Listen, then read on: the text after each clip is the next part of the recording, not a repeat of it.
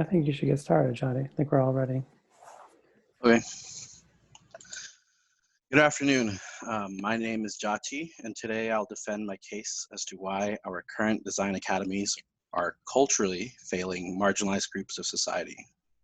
To that end, I will then propose ways in which we can build inclusion and equity into our architectural education in order to promote greater engagements of diversity.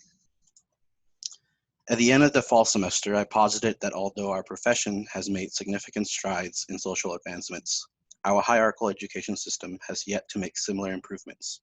To be clear, I am not dismissing the past 50 years of diversity advancements, like those seen within our growing diverse student bodies, nor would I discount the efforts currently being made by our professional counterparts to increase inclusion and equitable awareness within the practice.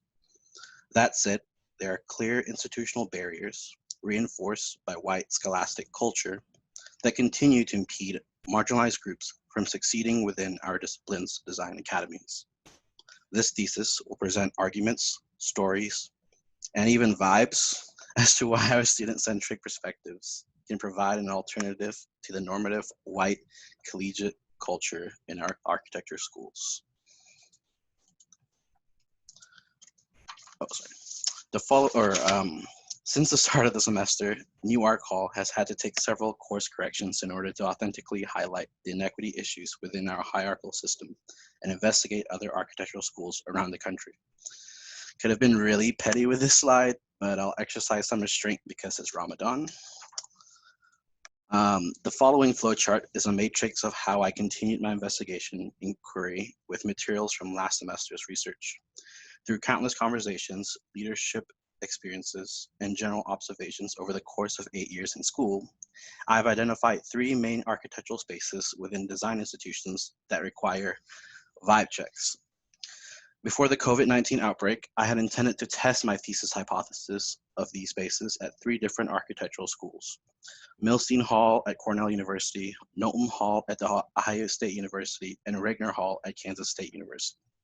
Unfortunately, I was able to only conduct my travel research to Ithaca, but I'm grateful to have Dr. Todd Gannon from OSU and Assistant Professor Michael Grogan from Kansas State University in the audience today. The diversity itself is a multifaceted word that encompasses a wide range of aspects and definitions related to culture and society. As a normative, Eurocentric discipline, we are perhaps most familiar with this term as it relates to inherent diversity, which is defined by physical traits people were born with. These qualities are easily recognizable and are commonly used by institutions as identifiers to quantitatively assess the ethnic or gender composition of our schools. Although the intent may be positive, the execution lacks efficacy as the National Architectural Accrediting Board, NAB, still categorizes people like myself as non-resident aliens, as you can see in that almost 21%. Conversely, a quiet diversity are characteristics like someone's occupational discipline or worldviews, which are shaped by experiences rather than nature. As our society grows, and by extension our profession, into an ever more inclusive environment, it is important to recognize the intersection of these diversities to better calibrate how we design for others who may look like us, but have dissimilar upbringings or experiences. In doing so, we not only gain a better understanding of different cultures, but further enrich the fabric of our built environment with a variety of designs through a range of unique perspectives and paradigms. I'm just gonna do a little privilege check because I know I'm a person. So I'm not a genius slumdog millionaire, but I'm not a crazy rich Asian either. I'm just a middle-class fancy boy who got a little too brown on the Earth's equator and eventually migrated to the United States. Yes, both my parents are educated with significant academic prestige, but I'm still a byproduct of a toxic divorce with significant insecurity and codependency issues. In spite of all that, I like to believe I had a very colorful and diverse upbringing, as a lot of my experiences cultivated my aspirations to pursue these topics of advocacy in architecture. And I'm going to throw back to the vibe content on the second slide. And for those of you who got the one sheet and actually watch those TV series, I'm sometimes like Don Draper, where I drink, but I still remain cognizant of my Muslim roots, like Aziz Ansari. And like Issa Rae in Insecure, I'm persistently the only brown kid in a lot of my experiences in the school. The Peggy Olson bit plotline also highlights how a lot of people in the creative field are horrible at relationships, just from my experiences. Architecture has historically used toilets as a polemic way to critique design. From Le Corbusier's fascination with bidet fixtures in the middle of open spaces to Buckminster Fuller's Dymaxion bathroom, many architects have persistently used toilet architecture to draw attention to the relevance this topic has to our discipline. To quote Dr. Beatrice Colomina, professor of architecture at Princeton, and Dr. Mark Wigley, dean emeritus at Columbia's GSAP, in their paper, Toilet Architecture, an essay about the most psychosexually charged room in a building, and I quote, toilet architecture or toilet technology is designed to whisk away all visual, acoustic, and olfactory evidence of both the interior of the body and the vast interior of the abject urbanism, such that what is happening can quickly be disavowed, even while it is happening. This ability to keep the smells and noises of the toilet at bay linked to a wider disavowalment of sweat, spit, phlegm, pus, vomit, semen, menstrual blood, and vaginal juices. To talk about architecture without talking about toilets is to operate in denial of a whole array of sexual, psychological, and moral economies. For all the neat, endless, apparent talk about the body in architecture, architects don't really want to talk about it. Architectural discourse is a deodorizer. These are the current IBC doctrines for restrooms. They meet the minimum standard of care as outlined by Section 2.2 of the AIA B101 Standard Form of Agreement between owner and architect. And I quote, the architect shall perform its services consistent with the professional skill and care ordinarily provided by architects practicing in the same or similar locality under the same or similar circumstances. We've all seen this. I protested this bullshit standard of care at the start of my thesis project with this mini exhibition on the third floor of Art Hall. Some of you might have seen it. Just because we don't have enough fucking hygiene care in our school. STALD was formed in 2015 to address the design consequences of pressing social equity problems. The project assembles a cross-disciplinary research team that includes architect Joel Sanders, transgender historian Susan Stryker, and legal scholar Terry Kogan to explore questions from a cultural, political, and legal perspective. In addition to responding to this timely architectural problem, STALD treats restrooms as a means to generate a larger conversation about the relationship between environmental design and the human body and social equity. The controversy surrounding transgender bathrooms is just one example of the way civil liberties of people, including women, African American, Muslims, immigrants, the disabled, the LGBTQ community, are imperiled both in this country and around the world by denying people safe access to public spaces.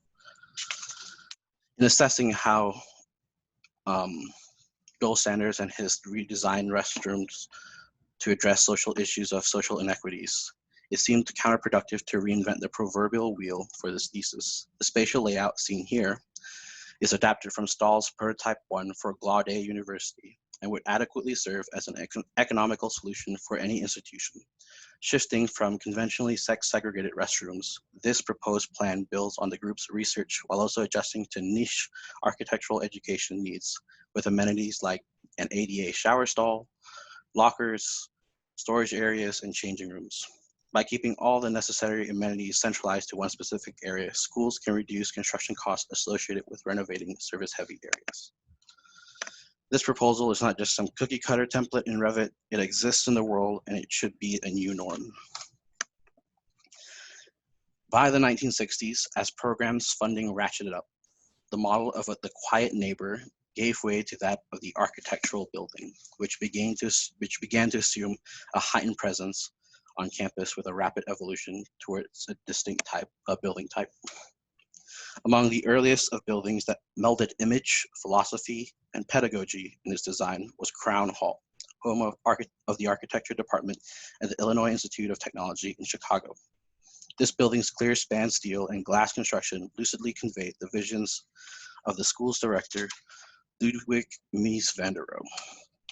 It embodied his belief in the singular volume and an ordered interior as the appropriate setting for architectural instruction.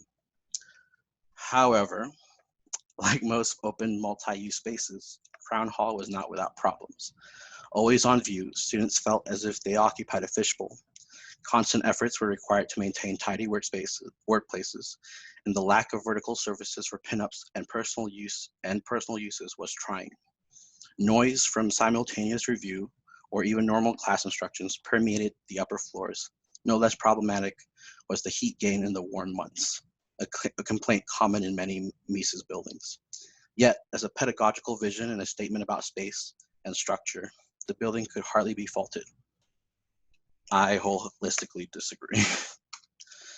In 2000, the American Institute of Architecture Students, AIAS, established its first task force in the wake of tragedy. An architecture student driving home after 2 consecutive sleepless nights of work on a final project fell asleep at the wheel and collided head-on with a truck. This studio-related accident was just the latest in a series of instances of architecture students meeting their death because of sleep deprivation. The task force was charged with studying contemporary architectural education and the studio culture environment. In 2002, the task force had published The Redesign of Studio Culture, the organization's first call to action.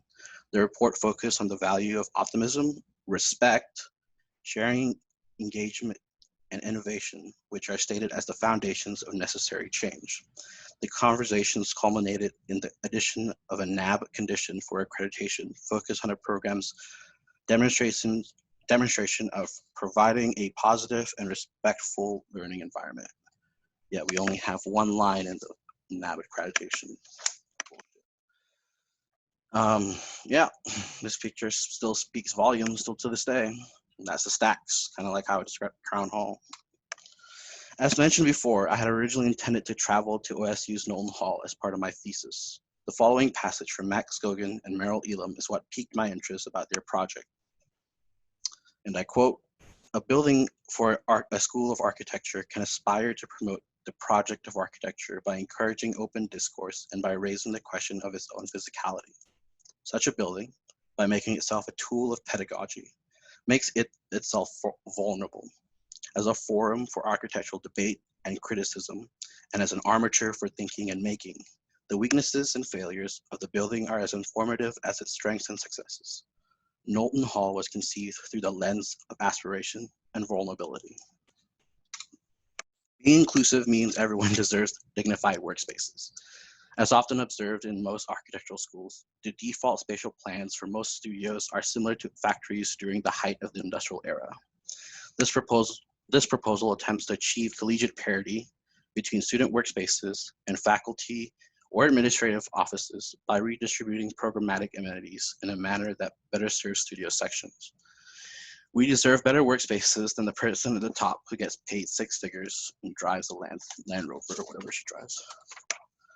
After all, it is our differential tuition that pays for the utility bills and the majority of your faculty salaries. Between 1900 and 1930, every architecture school in North America taught design by competition for at least some period of time, and virtually all subscribed to the programs of the Society Beaux-Arts Architects and Beaux-Arts Institute of Design, also known as SBAA and BAID. Participation in these national competition systems was instrumental in disseminating standards for architectural composition and representation and for advancing professional training. The real value of pedagogical competition lay with the individual schools and instructors, not the system. When integrated with other aspects of the educational curriculum and led by sympathetic, academically oriented instructors, pedagogical competitions proved to be an effective means of teaching. The Beaux-Arts system was never a comprehensive system, though. Written by different and often busy practitioners, its competition programs varied in quality and difficulty and lacked integration as a total system of design education. Moreover, by awarding values and medals solely on presentation drawings, competition emphasized the graphic product over design process, often favoring rendering techniques over evidence of rigorous methods of design. All too often, the system became a series of prize competitions whose goal was the acquisition of awards and medals promoted by schools for publicity, gaslighting, and by faculty who gained luster for their student success. Half of you are fucking responsible for that. By the way, while I have the attention of 2/3 of the PPC on this call, the interim director is my faculty advisor and one of the associate deans of the school. I'd like to officially bow out of this year's Cunningham competition. Establishing parity with white women does not absolve this year's competition from having a compositionally biased jury. It's 2020, and y'all should have really done better in choosing some of these people. In briefly studying Kansas State University's Regner Hall, Assistant Professor Michael Grogan provided this fascinating observation about his school. And I quote, "I can't speak for other departments, but architecture just started using the Regner Forum and some other open spaces like the Cassius Gallery for final reviews in December as an experiment to compress them into 2 or 3 times a day. Accordingly, this was done to make more of an event out of each review and to better engage students with coffee and donuts while positioning these critiques in a more public and open space, as smaller classrooms aren't very amenable to having students from other studios comfortably pop in. Although flanked with glazed sidewalls, Professor Grogan concludes that it is perceived as a bit awkward to stand outside of those spaces and peer in at your peers presenting. Nevertheless, I think the concept of having an open gallery in the link is something worth incorporating within this discourse.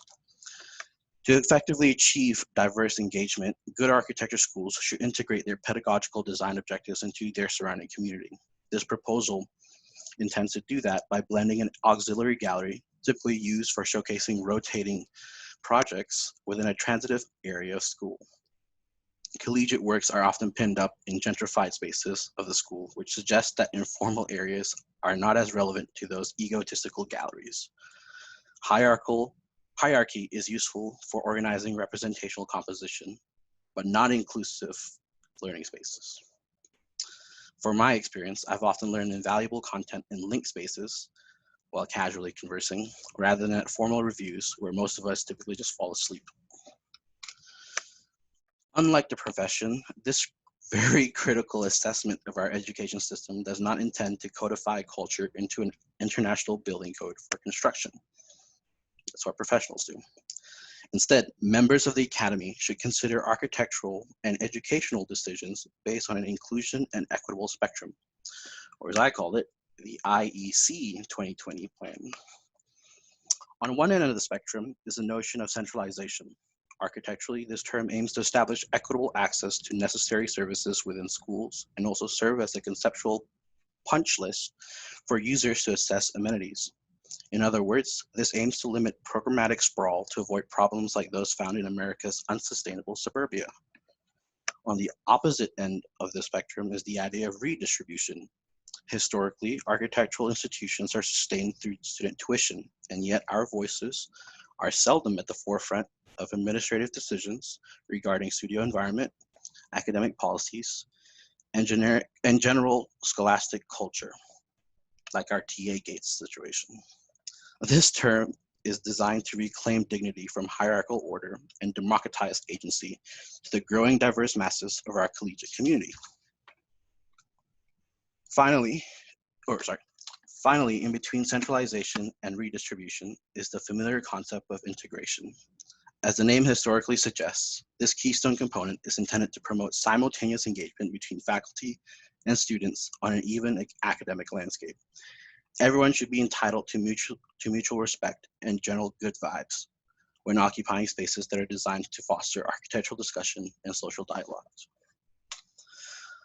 The following passage from our AIS Northeast Quadrant Director succinctly captures why this thesis has broader implications on a national level.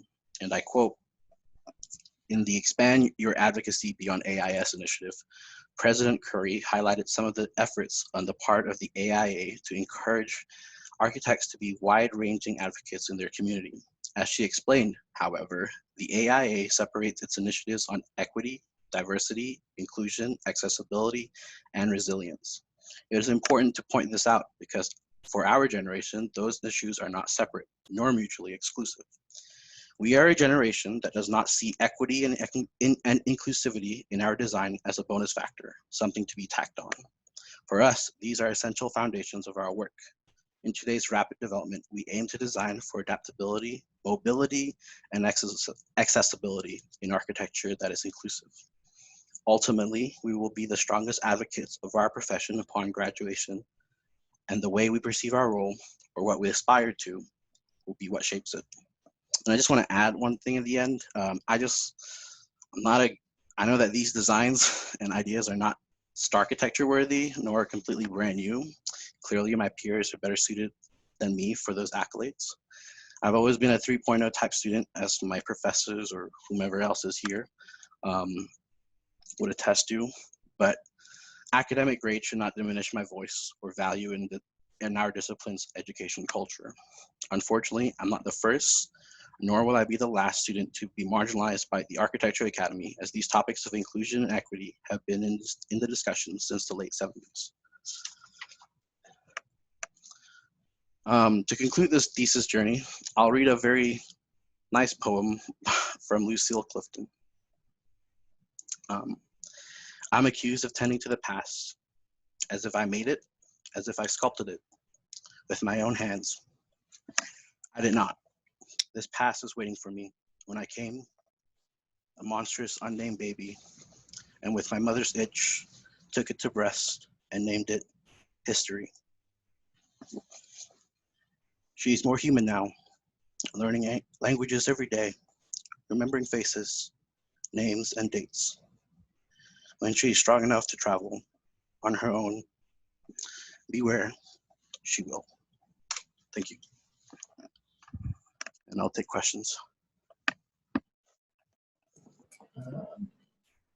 I can start with the questions because I have several questions because based on the proposition, first by raising the questions you raised at the beginning that had to deal with equity and inequality in architecture, which is a kind of a problem that is pretty known and it's quite difficult to measure because the way the American academia measures diversity is basically by how you classify yourself. So if you have you may have people that look different but still have certain social class that is not really diverse at all. The first question that I have is about the case studies, because you said that you wanted to choose Cornell, Milstein Hall, and then Ohio State University, and then the other one was which one was the third one? Kansas State University, regular hall. So, because in that case, Cornell is a private institution, right? Mm-hmm. And I think that they operate in really different. And yesterday we were speaking with a historian from University of Pittsburgh about the role of land grants universities because basically land grant universities are universities that are founded on land that has been stolen from somebody and then eventually being made into state institutions that have the purpose of serving the people, right? And so University of Nebraska being one of them, and I don't know if Kansas is, I don't know if Ohio State is, but there are certain universities, and I feel like maybe probably Todd would be much better at answering that question. But the question is, I feel like if the subjects of study initially would be, and I'm taking into consideration that this may be something that you're gonna carry on working, right? Just judging by the level of passion that you have on it, you may have to find institutions that are that you can have a sort of equitable way to measure them in the sense of how they were founded, what's the role that they're serving, and how they're funded. And I think those things are really important when it comes to this, because it's not the same, and also this deals with a lot of things that we've been writing, because recently we've been asked by everybody, every review and everybody to talk about our messed up condition in a way related to our young condition or colonial condition. And it's not the same to talk about Harvard with an endowment that is bigger than the budget of many countries, than the GDP of many countries, than to talk about a state university, right, on land grants. And I feel like you could justify the argument in a stronger way if you perhaps focus on certain type of institutions because their role is clearly stated, right? I never know what private institutions their role has been, because they were founded to educate certain type of people, and they're based on a really elitist framework. That's how they were. It was just for men, probably, rich and powerful and so on, right? While we have these institutions that serve a completely different role on society. And if we are about to make a criticism of how should we redesign an education for the people or a popular education of architecture, we should take that into consideration. And I think it will make your argument much stronger and also facilitate the research in the sense of where are you going to be looking? Maybe you look at the first institutions, like probably the oldest one to admit, the oldest public institution to admit a Black student and a woman in architecture is at University of Illinois, right? MIT is one of the earlier ones, but MIT is private, right? So they're really different institutions. And then another comment, and perhaps you can answer this, is why the focus on the bathroom, right? You want me to answer that? I know that that's an architectural element, but that's a really particular type of inequity that is happening, right? And may not be the same one that is being addressed. Which is more, I feel, related to the question of gender. Yeah, and it has to do with gender and perhaps other things, right? But the argument that you're trying to make about this inequality may be much more difficult to prove through the bathroom, because the bathroom is not only in architecture school, for example. Everybody has bathrooms. Every school has bathrooms. I'm just gonna put a vibe check real quick, Cruz. I appreciate that, but just so you, like, when I did the bathroom thing, initially it was just like let me just try to do the exhibition in like fall semester. But when I went to Cornell, specifically Koolhaas's or Ome's funky design of their, swirly bathroom, as Jeff Day was trying to explain to Hannah Schaefer's at one point next to me. It's not great. Like, the bathroom there sucks. And I'm glad Kevin Park, my colleague who hosted me there, kind of told me about the bathrooms and showed it to me. And like, I actually took a shit in Milston Hall and like, dang, I could hear everything that's happening on the other side. So it's not like it's a very bad architectural thing that I just wanted to highlight because it was the easy low-hanging fruit. Maybe, but hold on. Like, it's something that like students persistently have to deal with, because like we stay in schools for long hours from a student perspective. And I'm sure you've also experienced it. I'm not trying to dismiss your experiences, but bathrooms, they are the very core of utility and where architecture meets human kind of interactions. And for some reason, we don't really address it. And so that's why I made it one core tenet of my architectural elements that I investigated. Not trying to like hate on your question. That's fine. What I'm going is that you can make the argument of the bathroom without talking about equity, right? That argument of going to a toilet and not having privacy and all that, that's an argument about toilets in the way that is framed. And what I'm trying to say or suggest is that there are ways to frame it in a more specific way regarding the questions you're trying to raise. Because I feel like everything about the salaries and all that is really interesting, is really valuable information for the discipline, especially now, we almost hitting a reset button where everybody's trying to see how can we rethink everything, from the economy to the ways we're teaching to what does it mean to be in an architecture studio with a lot of people, right?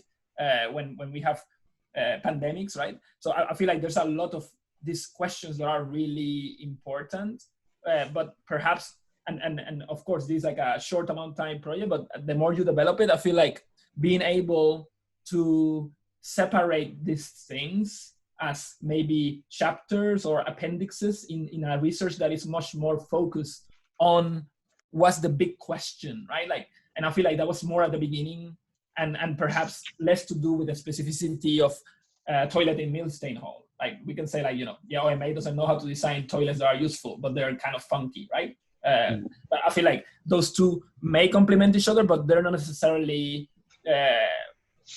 bringing the best out of the question or that you're trying to ask that I feel is really pertinent and really valid and really urgent. All right.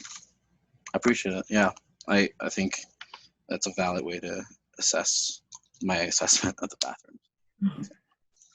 bathroom.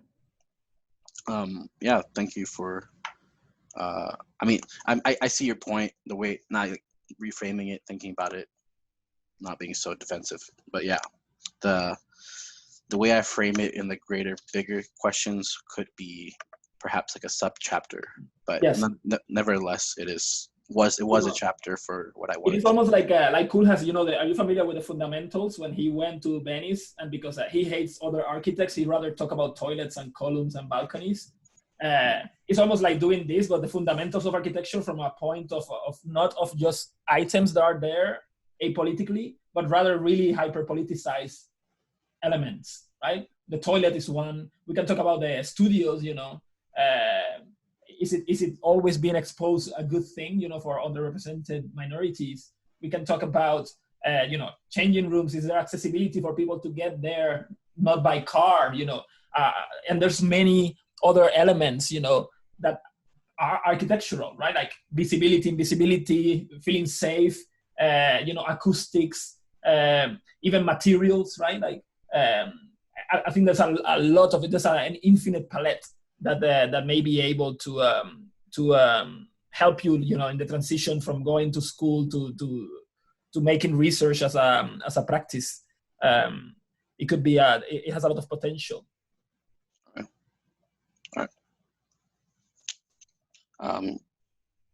Thank you. I'd like to invite my other invited critiquers to speak up. Sorry, I was not trying to. I appreciate that, Chris. Is there any, Todd, I think you said something earlier that you wanted to say. Oh, I was just pointing out that OSU was in fact a land grant institution. Oh, do you have anything you wanted to contribute? Because I didn't get to go to OSU, but your school was ostensibly looking at the book that you made, the source books. I mean, from the pictures in our discussion in the fall, that your school seemed to have the most amenities in terms of like studios. So I was just curious if you had any input on that. I have to say it's hard to know where to begin. I mean, you know, say what you want about the amenities we offer at Knowlton Hall. I mean, I'm the front line of complaints about that building, and I can say that we get lots. So I wonder, maybe I could flip it around to you to help me be more specific and useful to you. Understanding that you were studying the building remotely and you haven't yet had a chance to visit, what specifically do you see about the building that could potentially be a model to be adopted elsewhere, or a shortcoming that could be corrected? So, you know, how does the building specifically intersect with some of the broader arguments that you're making in the thesis? Right. So when I looked at the floor plan on the source books, I noticed that unlike Crown Hall, where it's just kind of like the attic, well, not the attic, barn space in our school used to be, where like there's these, like, there's no real, it's not really a dignified space in my opinion. I don't know why architects ever thought it was a dignified space, but compared that to how, looking at the floor plan of Knowlton Hall, it looked like it was a more nuanced way of approaching configurations of studios. Like, at least it was an office. It felt like an office. That's why I kind of designed my floor plan. Like, again, this is not supposed to be fancy. It's not like out of nowhere, kind of like phenomenal, but like it followed that kind of same configurations. And I had conversations like this with Director Karle and Dr. Kuska about like what it means to have a studio workspace that's like kind of better than what we have right now. Because a lot of schools still follow the Crown Hall model, right? So, I mean, you can just verify with me if the floor plan here still holds true. The floor plan you showed, yeah, matches almost exactly what the configuration of studios are now. And you know, I think it works really well in a lot of ways, but the floor plan doesn't capture everything about the studio environment, right? I think one of the real benefits here at Ohio State, frankly, in the studio environment is not so much the studio space, which I agree is great, is that we have figured out a way by, working the budget to provide a computer to every student in the school, Right. So everybody gets a desktop, everybody gets software license, regardless of, who they are. And just this year, I completed a deal to extend that to freshmen. So now, the entire student body has a computer assigned. And that has been a real, I think has really helped us to maintain a kind of equitable studio environment. Now, we just went on quarantine 8 weeks ago. And suddenly we were in an incredibly difficult position because a lot of our students didn't have their own hardware and software. And I see Raphael on this call. He can attest to the complications that he endured in trying to maintain that kind of access. So I think I think you have introduced some really important questions with this work, but I'd encourage you, to kind of broaden them beyond configurational issues, right? That a kind of newly designed bathroom or a newly designed studio space, or they're not going to address all the questions that I think you're raising. And looking at some of the bigger issues, as Cruz mentioned some of these as well, how funding works, how university mission statements work. All of these things are going to intersect in very complicated ways. And I think the more you can tease out the implications of those intersections, I think the more provocative the questions that you're asking are going to be. All right, I appreciate that. And I'm glad that you brought up RAF. And I know that we don't have much time, or we have some time, but I was going to ask, or not put you on blast, RAF, but like, do you have an opinion on what your experience as a school is? Thanks for asking me. I love Knowlton Hall. I think it was one of the reasons why I ended up moving across the country out to Ohio. But I think when you're looking at the plan, it doesn't quite give Knowlton Hall its true justice. I think this section, the interstitial spaces, capture a lot of what you were talking about in some of those some of your previous discussions on that informal presentation environment. Just a casual walk to the computer lab in Knowlton becomes a tour through some of your peers' work. You get to meet a lot of your fellow students and talk to them about what they're doing. And that collaborative environment, I think, is really captured in the section of Knowlton. Yeah, but I mean, like, I appreciate, like, I rather have a student. Honestly, that's what my intention was, to go to schools, not like trying to be like a missionary or something, like, but get the student perspective and shit, because like I appreciate every faculty and their willingness to hear me out, because I'm not a really easy student to deal with.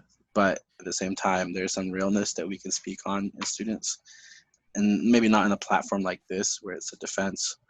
But Kevin was really dope with Cornell, and like I had imagined that maybe perhaps we could have like, see some of these spaces in kind of like real life action if I were to had my plans that still succeeded before COVID-19. So, but I actually want to transition, because you brought up those informal spaces, bring in Michael, or Assistant Professor Grogan, and talk about some of his, whether or not my conjecture with the link space between Regner and Seton Hall was anything how I had framed it, because the areas here, it's like a better version of our link space and our call, because there's actually space to kind of look cool.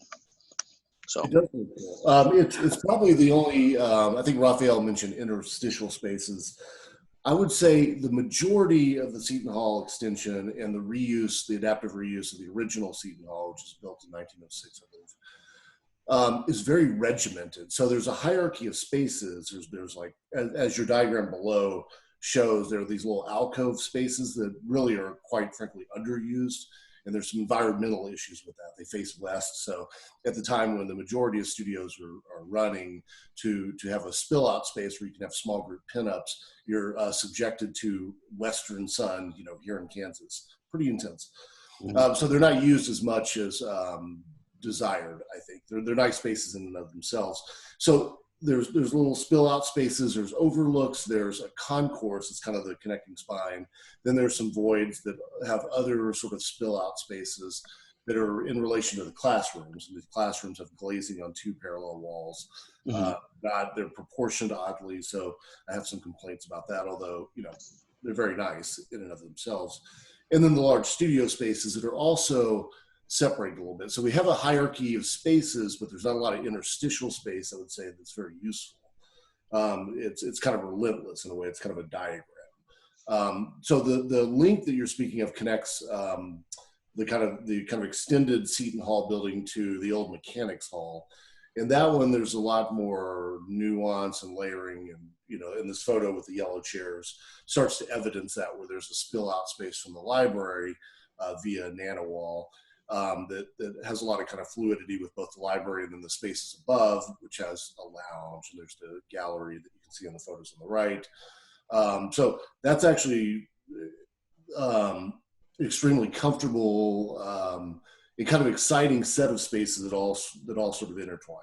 And that's basically what I was trying to highlight, because as I mentioned, the Crit Scholar, I didn't mention, sorry, like part of my Crit Scholar program attaches me with the different firms, and INEAD Architects is actually the firm that I was tagged with, and looking at their project specific I was kind of interested in that very idea of that link space. And I'm very glad that organically you showed those pictures of that Cassius gallery, because honestly, when I was looking through just the Arc Daily photos, I was like, bro, that's the kind of like link space I wish we had here in the College of Architecture at UNL. But we got what we got because we have at least a basketball court.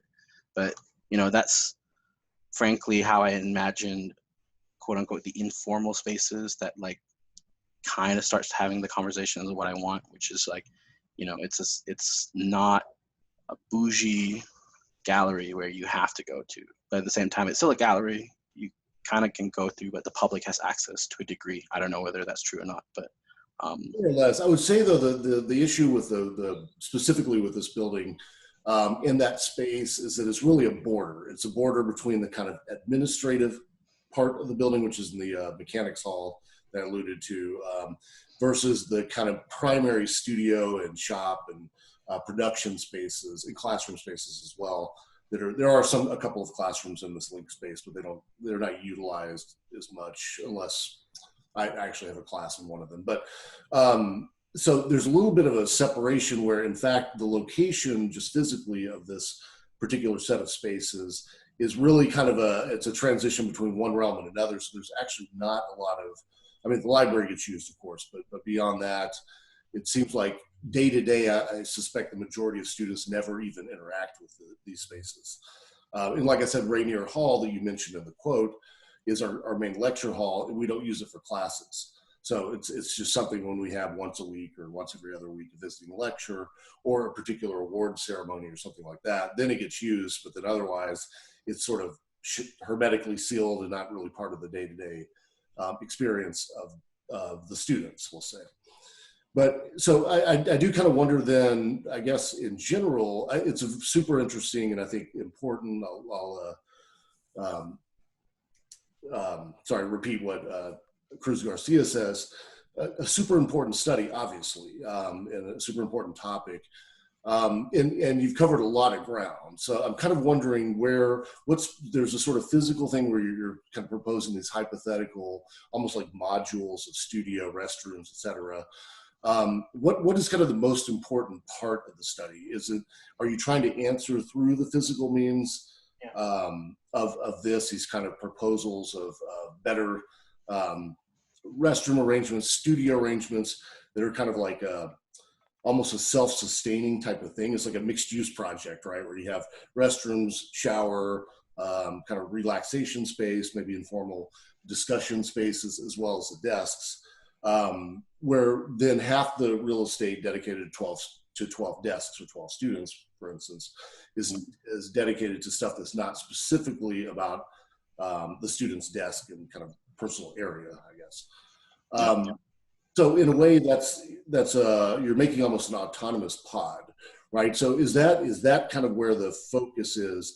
I guess that all of us should be looking to. Is that the core of your thesis presentation or in your thesis work, or is it just one component of it, and there's larger issues with the studio codes of conduct and so forth?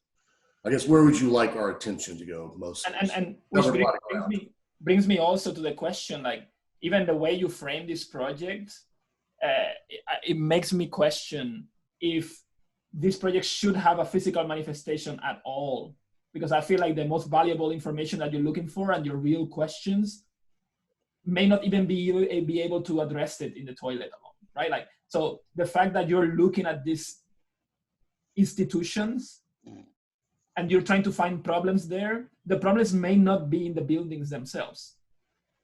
Right. So you may be able to find reflections of an institutional problem in the building, but it doesn't mean that the building itself is problematic because of this. Right.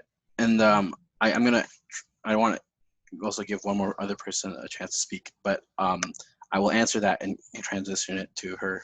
To address your question, Professor Grogan and Cruz,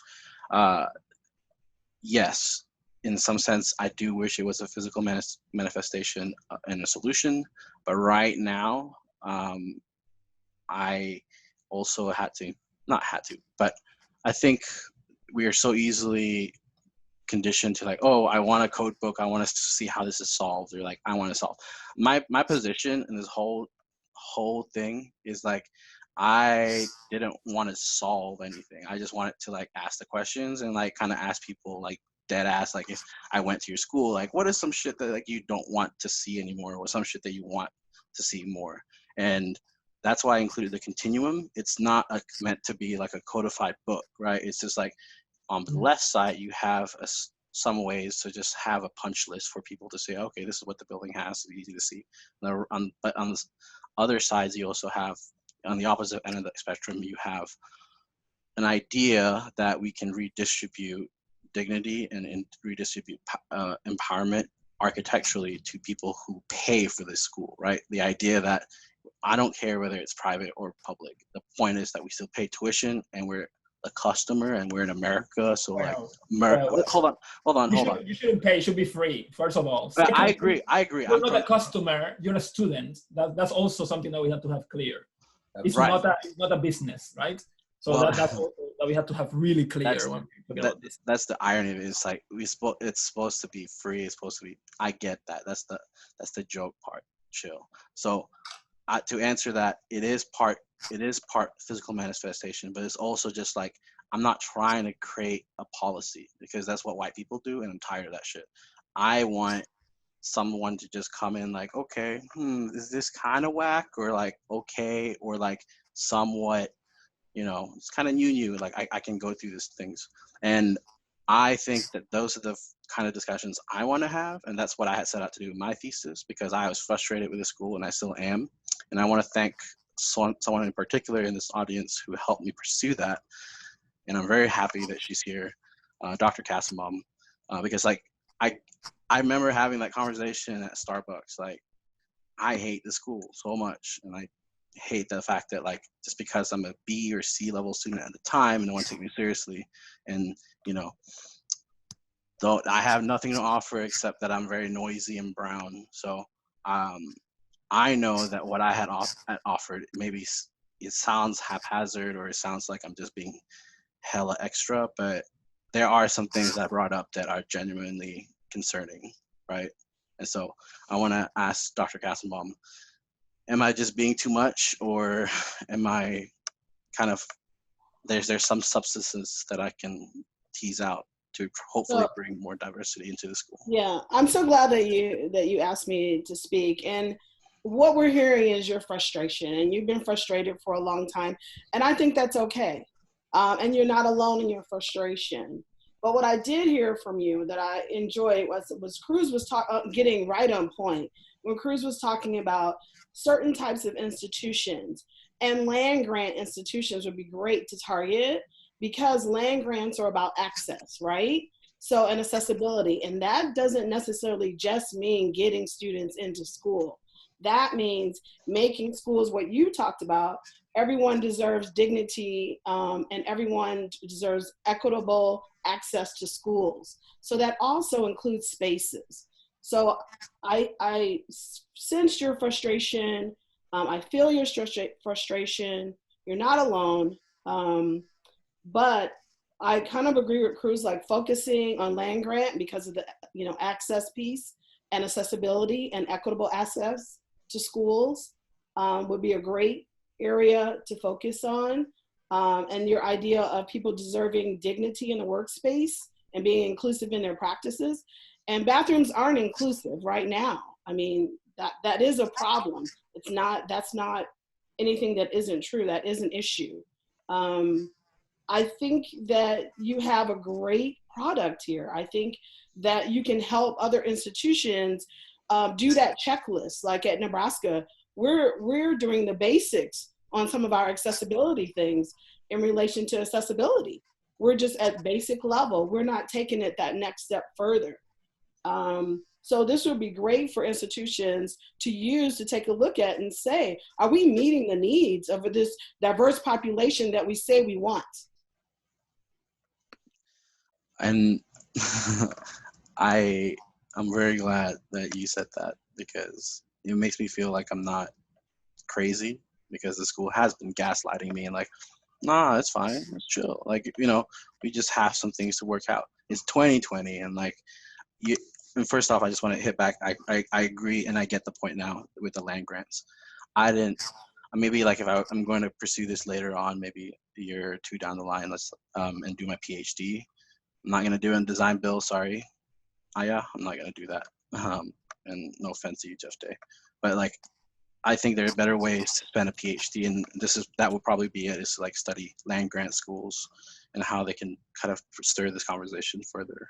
And I think that's honestly how we have better cohesive communications, is that we shouldn't just have this is an architecture problem or this is a diversity ed div ed problem, right? It's like, it's a problem with schools, and no one's listening to brown folks and black folks when people are having this kind of problems. Well, people are listening in relation to the restrooms at Nebraska. Now, yeah. And in relation to Cruz saying, about money, also, it is about money, but we can't constantly say, oh, we don't have the money, but we want the students, but we want diversity. So we have to figure out, how do we make it happen? Right. And Jati, sorry, because I feel like this is really important. And these comments that I'm telling you are not to you, are to the projects, in the sense that I want you to see how you can really develop this in a comprehensive way. And I feel like even with the project you have and all the things that you've been thinking about and your interests on a discipline that is really problematic, I hate it too. I have to deal with this every day, and you're not alone. So that. The thing is that even the project you have right now as it is, it will be much more powerful if you don't feel the pressure that you have to provide a design, but rather really point out what's screwed up and how is it, right? And then, that's a step one, right? Is making a rubric, a rubric of these are the problems we have. Yeah. Then we may know what second step is, right? And then eventually may end up in step D, but we don't know yet, because we need to see, and you need to see that laid out in a beautiful way, in charts, in numbers, I was trying to find the other day who admitted the first women in an architecture school in US, and it was almost impossible to find it. I was having a hard time. I had to write to the librarian in Harvard to know when the first woman was admitted in the ESD. they wouldn't provide me clear information, but they found quotes of some people.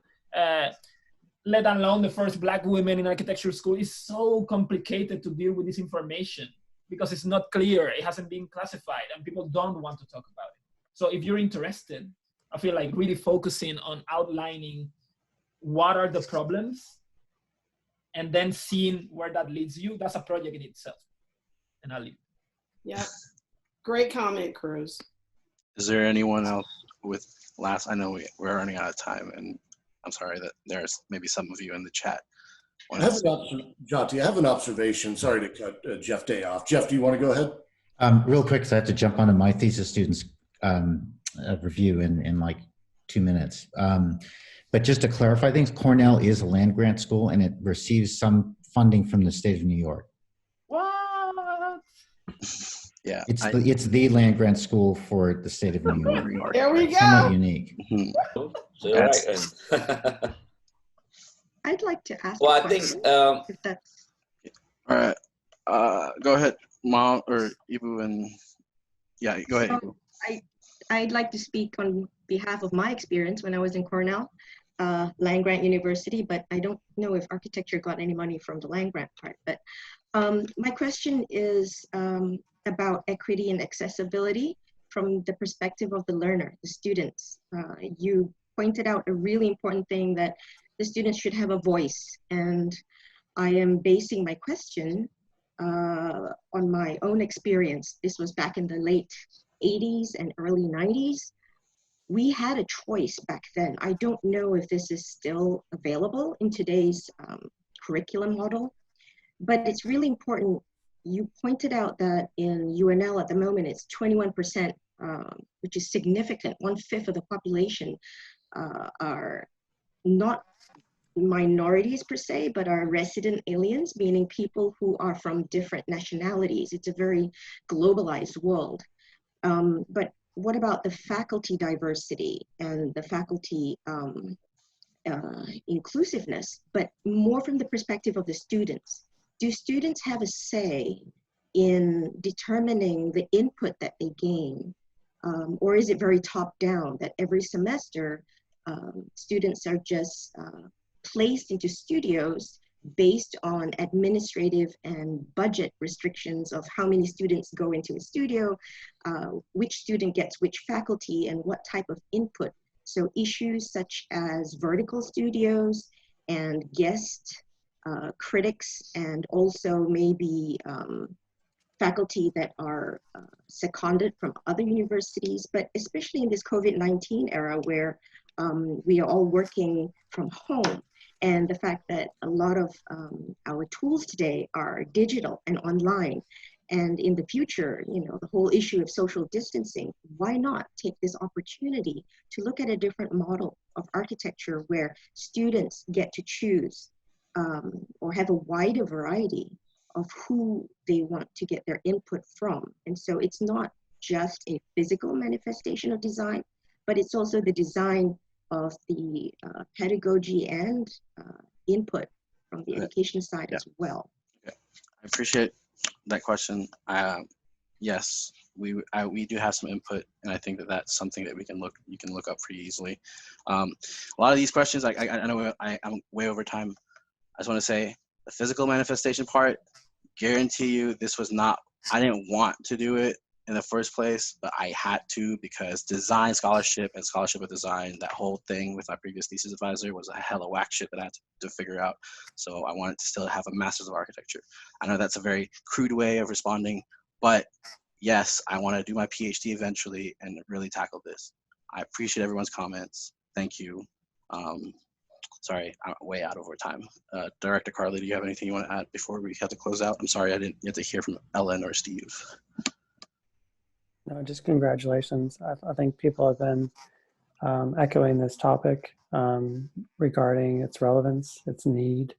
So I want to congratulate you, Jyoti, on fulfilling your thesis and the great invitation you have here. This is one of the biggest thesis groups we have, so congratulations on that. Thank you. Sorry to take up people's afternoons, but yeah, just some stuff that I have been on my mind for 8 years. So thank you all for attending. If I can stick around and talk more if people don't have anything else to do, but I know other people have to get to other thesis reviews. So I will leave it up to whomever. Thanks, Garcia, or thanks, Cruz. Thanks, Jody. Yep. Good job. Thanks. Great work, Jody. Really interesting. Thank you for the invite too. Yep. Yeah. Appreciate it. Thank you. I don't mind the bathroom using as a metaphor in your your study. I like it. Use the bathroom as a way to draw people's attention and also use it as the main, because the bathroom is one of the most understated. Even with the bathroom, I think you are successfully bring people attention that is really badly designed.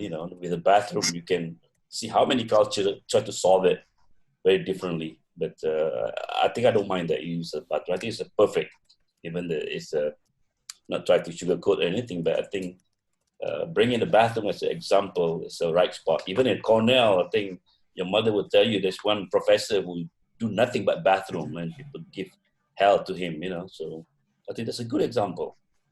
So, congratulations. If I can add to that, it's also significant that the bathroom or restroom is perhaps more important to architecture students than other majors, right? I mean, you live in this building. So in some sense, going back to what Cruz Garcia was saying, you have to look at the relationship of the institution to, I think, the community, right, at large. And then, so there's that sort of ivory tower aspect, right, that's always implicit with anything with the university. And then within that, in a way, the School of Architecture usually is the most autonomous unit within that ivory tower, right? So it's almost like a Russian nesting doll, right? And then the restroom's kind of the smallest little one, perhaps. That's right. And that's why I started my thesis with that, because it's the thing that didn't get the attention at all. And I'm very happy that that I did that like at the start of everything. And considering, Nebraska just finally have a place where women can nurse. Nebraska, in some of the spaces on campus, there's no place for prayer. I mean, so yeah, good job. Well, I think that the place for ablution, for instance, for some Muslim, they want to, wash their hand, all that. There's a proper way. What Jadi has done, not just putting a ablution as part of the bathroom. I think it's a simple thing, you don't have to label it for whatever it is, but it's one of the things. I think even the malls now, some shopping mall, they have a place for women for breastfeeding and all that. It's quite standard nowadays. So I think if we look at the bathroom itself, if you don't have all these things, you can say that it's way behind. I mean, we can move forward already, how you design a bathroom to accommodate most, almost like 80 or 90% of the users, including the universal design expert, different culture, things like that. Well, look at the Japanese, how they treat their bathroom. They treat like a living room, it's a very comfortable place to be in, they can pee on the wall. I mean, on the glass, that is. Yeah. Okay. So anyway. Steve, I feel like you and Ellen were here, and I invited the both of you as internals, and I didn't. Yeah, sure. I know I was yielding to people that were more important to me to talk, and the fact that you could catch me you can't catch me in the hallway at the moment, but you could catch me on Zoom at some point.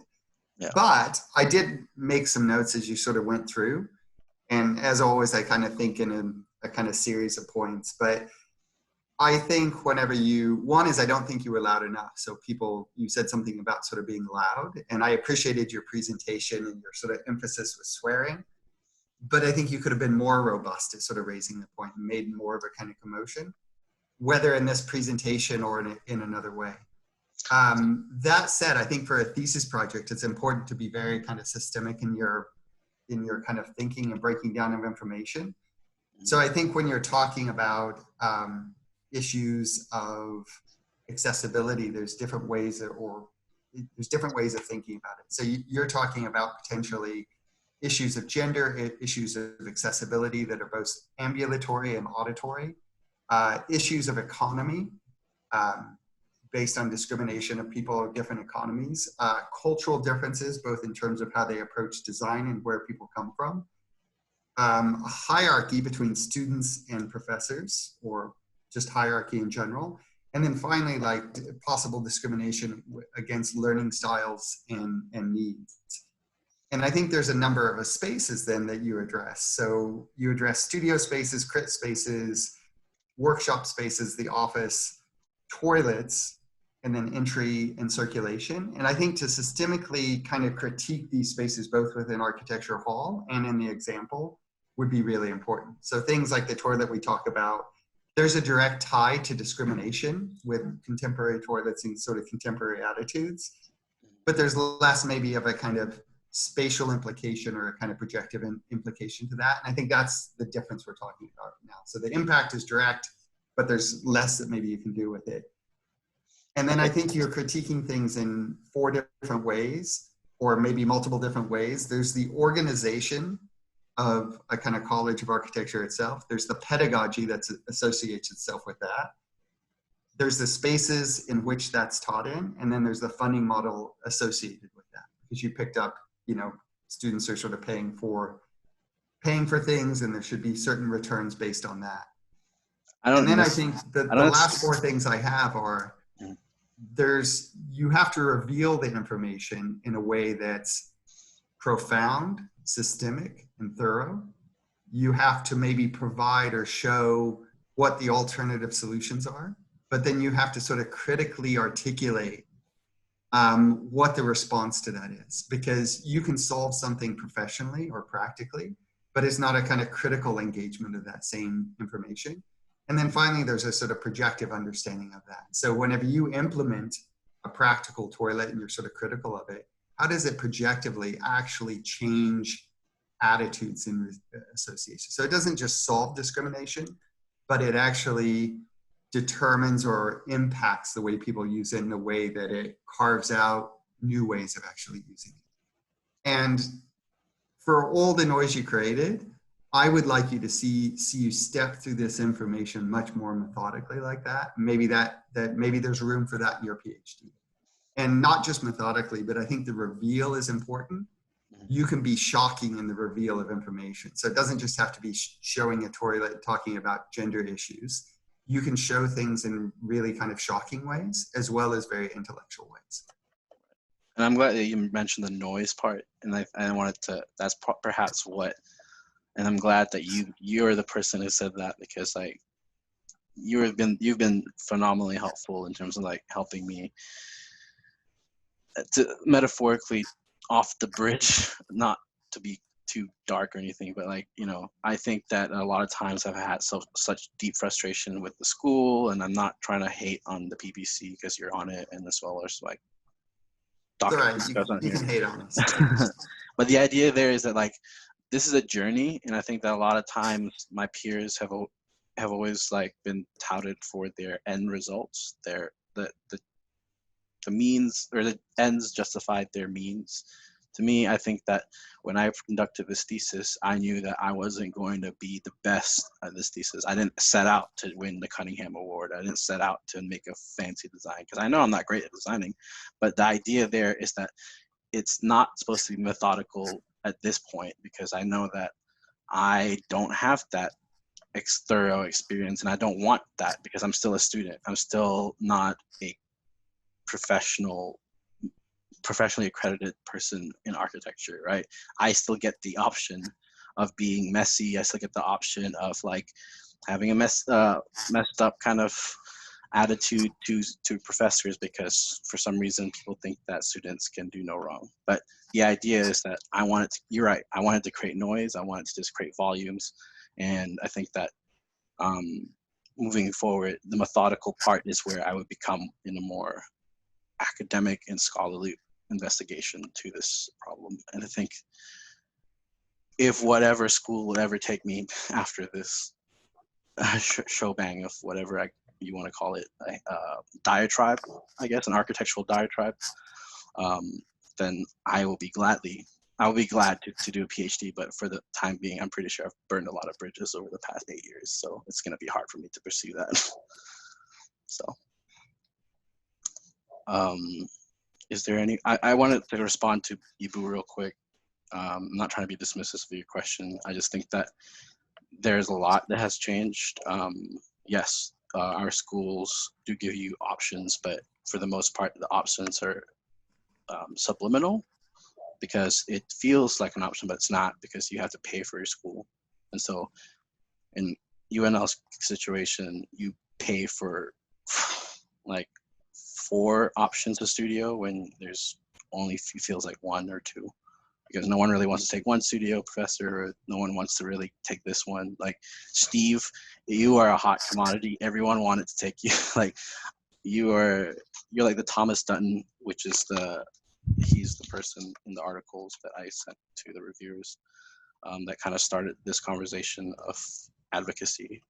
And so like there are certain faculties that are better suited for people like me, or people who are like not about the whole kiss ass, as I'm very, very proud of that little situation. I know that I'm being rude when I say that, but yeah, I mean, academic. I was suggesting that also because hold on. It alludes to the architectural physical manifestation, because if a student chooses to have input from a faculty abroad, especially now with the online learning capacities that are allowed by the technology, I think the physical manifestation of the studios, it opens up a whole different design when you're talking about studios that are virtual, but dual mode, meaning within the same studio, if you allow multiple faculty interventions there. So I think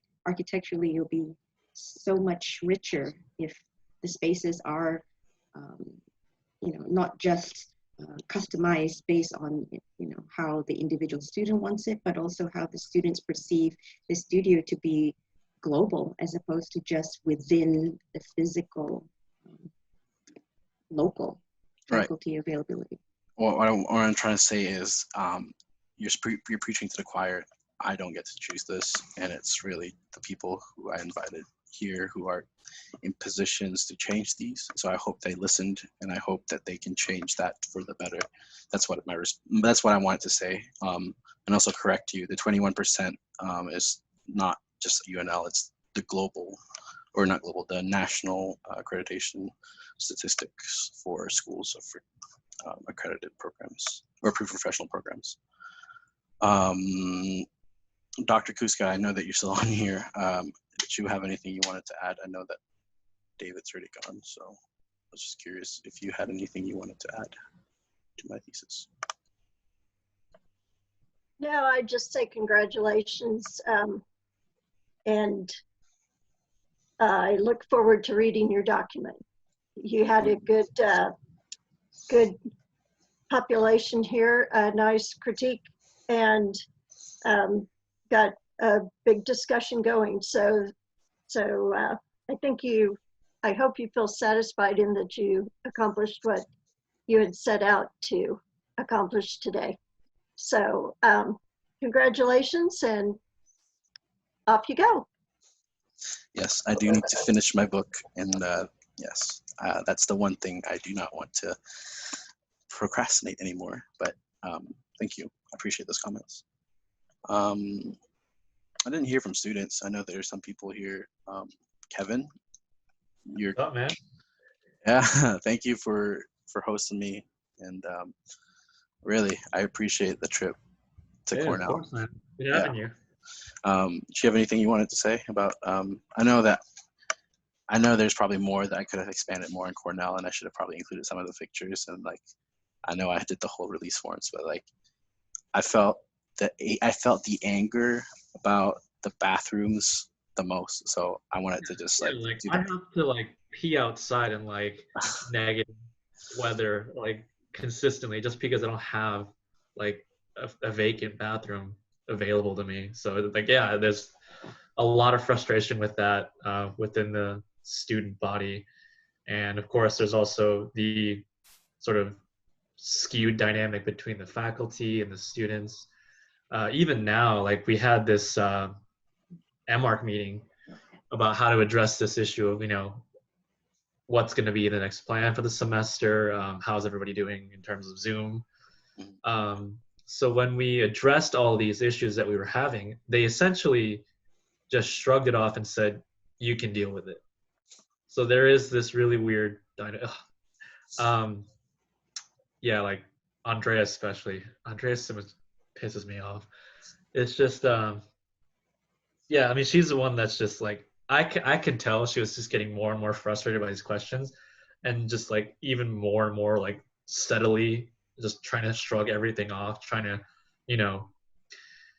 be reassuring, but that's not what we need. We need like actual facts, not speculation and I guess just unnecessary positivity. Gaslighting. There's a hell of a lot of that shit. Yeah, and then like one of the biggest issues is like tuition reimbursement. That's been the big issue all over the U.S. We're trying to ask that question, and she was just like, well, she didn't even talk about the money. She's just like, well, you'll find ways to make your money's worth. And I'm like, no, being on Zoom kind of sucks, especially when your school is so focused on making and building.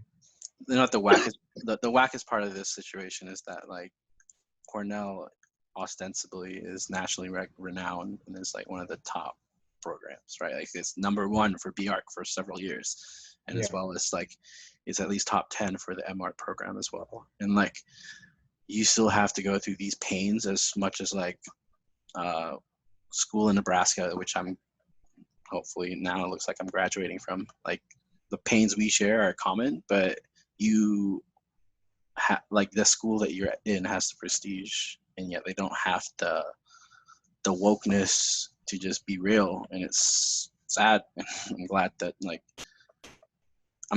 had the opportunity to connect and talk about that stuff, and I'm glad that I said those things in the full light and breadth of people from OSU to, and Michael, I see that you're here, and like Carnegie Mellon with Cruz Garcia, and like and my mom and dad are abroad, obviously. So like, keep fighting. Like all I gotta say is like, you can turn it into a thesis project.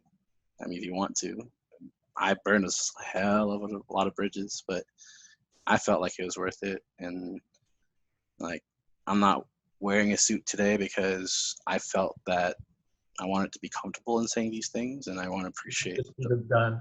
I want to be done, and like I feel comfortable in my skin now to just like let it all out in terms of what we had experienced in school. And I just wish you the best, dude. With you got a year and a half, right? I remember that we talked. Like I'm about to finish my first year, second semester. Oh, so right. Yeah, I remember that. Yeah, that conversation. It's a long ass program. Yeah. So I want to just like wish you the best, and like if you ever need someone to vent with or just have, I don't know what I'm gonna do post working for a year or something like that, but yeah, I'll come by, swing it. Michael, did you want to say something? Yeah, I was in Boston kind of when the COVID and the school shutdowns were taking place, right at that kind of spring break moment. So I had drinks with a professor at the Harvard GSD, and I talked to one of the directors of the Boston Architectural College. There's like 6 schools of architecture in Boston. And I realized, COVID is the great equalizer, because everyone was just panicked and didn't know how to deal with this. It was fantastic. I mean, terrible, but you could see it at all levels of each institution, right? Mm-hmm. It was the same thing. We don't know how to deal with this, right? The whole, and still to some degree, we have those issues. Yeah, I would say like there are so many lessons to be heard, maybe, and from students who like, we typically assume that all of us see a part of ourselves in other people, and I think that that's one way to connect. And I think that when you want to understand perhaps the nuances of how to deal with something like this, especially because it affects people's mental health, is if you just like level with people, even if it's just a phone call or like a Zoom call, and like don't even sweat about grades or anything like that, and you just talk to the person, and you can really tease out what schools can, or like what you as an educator or what you as a person in power can do better for the person who might be struggling. Because I guarantee you, this COVID thing is just like removing architecturally the roof on like what it felt like to be in the middle of some mental issues in 2014 with school, or in the middle of like personal breakups or things like that.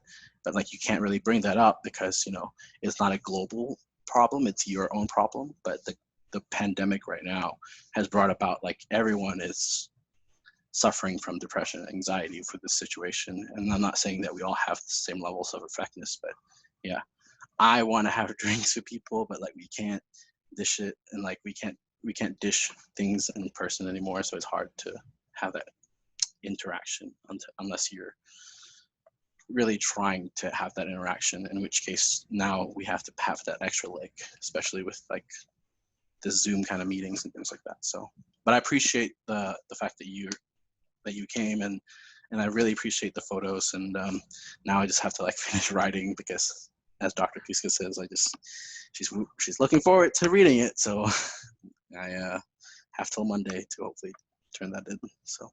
No, I thank you for inviting me. Terrific to engage with this whole project. You know, pleasure meeting you finally. Yeah. Meeting you in person. Yeah. I do have to go to another review now, but so I'm going to sign off. But bye, everyone, and thanks again.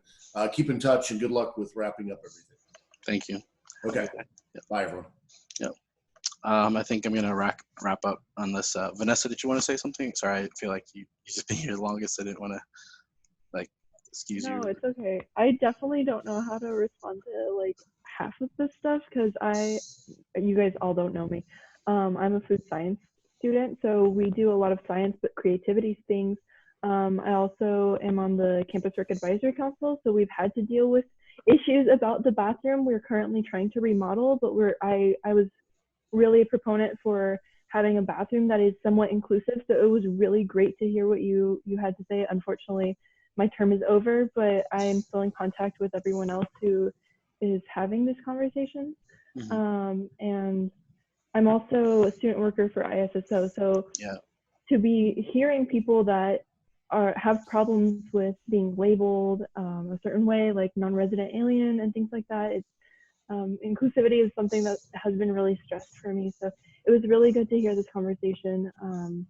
And especially my little sister is an architecture student. She's studying at Notre Dame.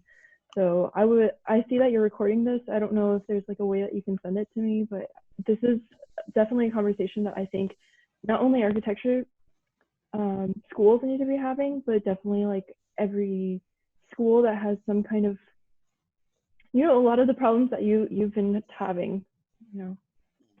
Yeah. I first off want to hit on the fact that like hope that you keep in contact with your sister in Notre Dame. Like, you know, she's gonna go through some shit. Like, it's gonna be rough. But yeah, I think that there's a lot of things that like with our conversation with Kevin, like my conversation with Kevin, like there are things that like it's hard to suss out unless you just talk to that person. And when I was trying to echo with Professor Grogan, it's just like, yeah, like you just gotta level with people sometimes, because a lot of our discipline or design discipline kind of cultures us to be either egocentric and everything's fine, and like I'm a, you know, androgynous person who has no feelings, and I wear all black all the time, and like I'm impermeable to feeling a certain kind of way. That's not true. Like, guarantee you, like we all came from a different background, and like we all have this thing to wrestle with, and there's things that we should really bring to the discussion. As far as like the recording, yeah, I for sure will share it with you, and I'm actually gonna put it up. It's because like I'm as a national scholar, like the crit scholar thing, like I do want to document everything so that, you know, I'm sure Kevin, you can attest, like you just want to keep things on peace with everyone in DC, right? Like, yeah, make sure, yeah. So just want to, I'll definitely give you a link and probably upload this to YouTube for sure. Great, thank you so much. Yep. And congratulations! Wow, I can't even talk. No worries. Thanks, appreciate it. Yeah, so thank you all for staying this long. I appreciate it.